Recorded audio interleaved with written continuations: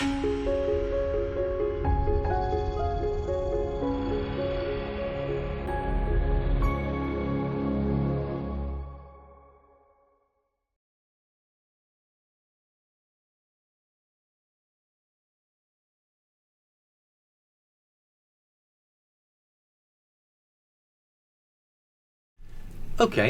here's another powerful technique you can use in the one-to-one classroom. And it's from a humanistic approach to teaching called counselling learning, which you may have heard of. This originally was an approach to teaching for groups, but I've found it's even more effective when used in one-to-one. And this is how it works. The originator of counselling learning was a guy called Charles Curran. And what he said about learning is this: the process of learning is like the process of erecting a building. So in this type of session, what you're doing is providing a framework which the learner can then fill with language which is relevant to them. In fact, Charles Curran actually used a more interesting metaphor, I think.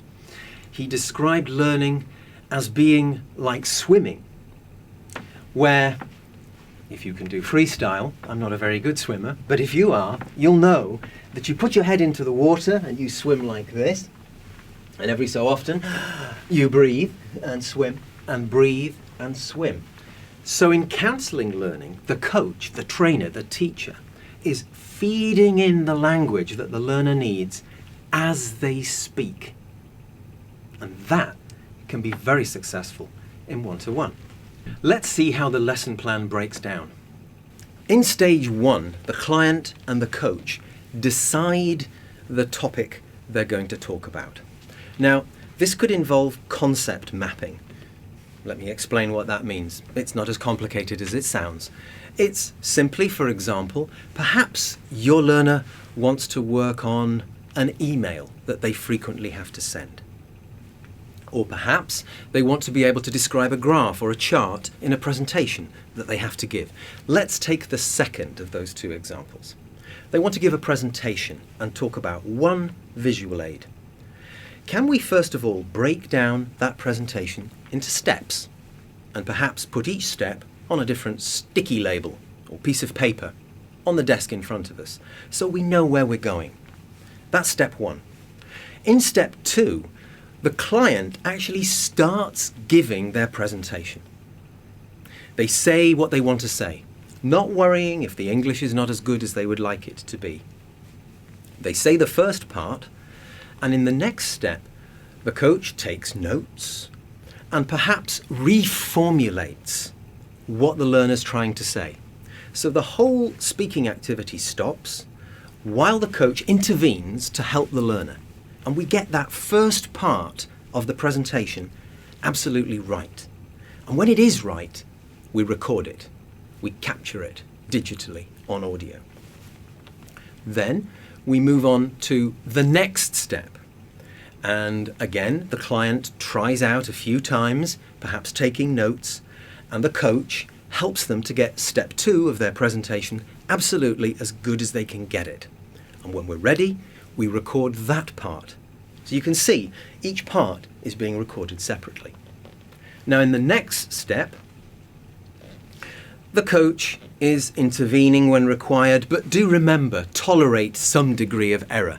We're not trying to get them perfect, we're trying to get them 3 or 4 times better than they would be without assistance.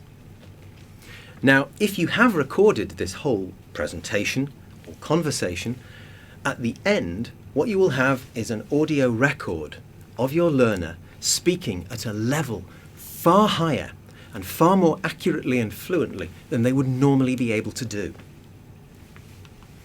That's quite a confidence booster, I can tell you. And you might decide at this point that they do an auto-dictation maybe. Listen to themselves on audio, write down what they hear. At the end of every one-to-one lesson, I think it's really important that the learner, number 1, goes away with a permanent record of what they have achieved in that lesson. It could be a printout of a text that they've written or an audio or video recording of them speaking. Number 2, they should have some detailed feedback on how successful they were at their task. And number 3, they actually have a concrete end product, which they, for example, could show to their training manager who asks them what they did in their English session today. Okay, here are some of the things that you can do with counselling learning. If you're working with monologues, you could, using this technique, help your learner, for example, to produce a voicemail, or as I've said, a PowerPoint slide, perhaps just one set of figures. They could give a short product or service description or demonstration. It could be an elevator pitch. They could tell you about a business trip they've been on. They could tell you an anecdote or a story or a joke. They could give you a recipe, a short welcome speech, a job description. The options are endless for monologues. The important thing is that it's a small, short monologue. You should end up with only 2 or 3 minutes of audio at the end of the activity. And remember, you can plot this out using sticky labels before you start, so you have a framework for the task. Now, if you want to do dialogues, you could also do this, but you'll have to take part 2. You could do personal information exchange at low levels. You could do professional background, small talk. You could do a simple transaction in a shop or a restaurant, bar, hotel, airport, all those things we have in our course books.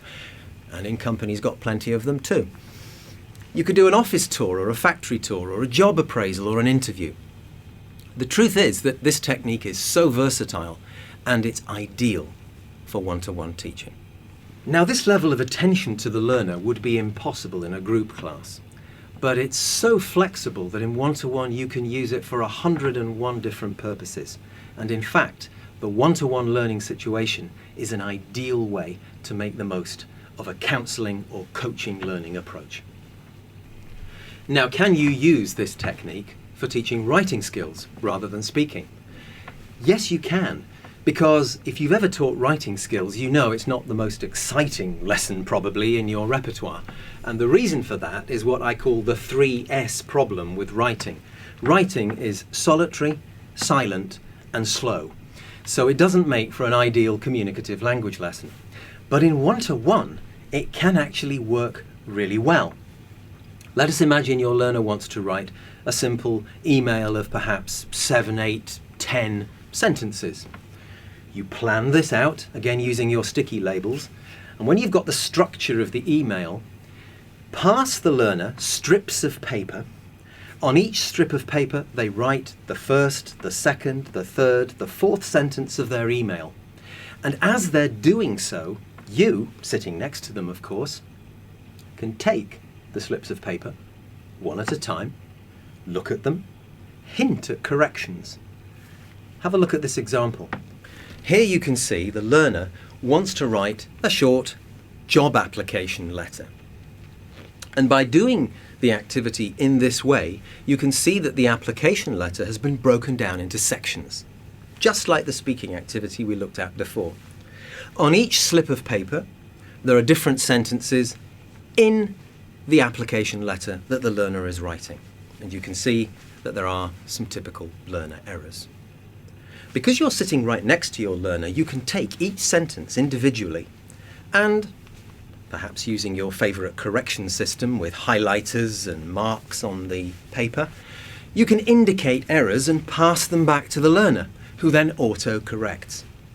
So what you're doing is actually having a very involving lesson working together, the learner writing, not worrying too much about mistakes, just get down the message you want to give, and the coach is helping them as they go along. Now at the end you've got a slightly messy table full of pieces of paper with corrected text, so at this point you go to the laptop and perhaps dictate the final version to the learner, who keys it into their computer. Done. We've got an example of that email that they have to send often, captured digitally. Now, if you think the counselling learning technique applied to writing sounds a little bit messy and low-tech, you can do exactly the same thing using online platforms. For example, you could use Skype, using the dialogue boxes, the chat facility in Skype, where the learner is writing their message and you're replying with a reformulated version. Or check out a website called Twiddler, which is an online whiteboard which actually allows your learner and you to be writing at the same time on the same screen, correcting and writing simultaneously. It's fantastic. And again, it's something that could only work in one-to-one. One-to-one learning is by no means deficit learning.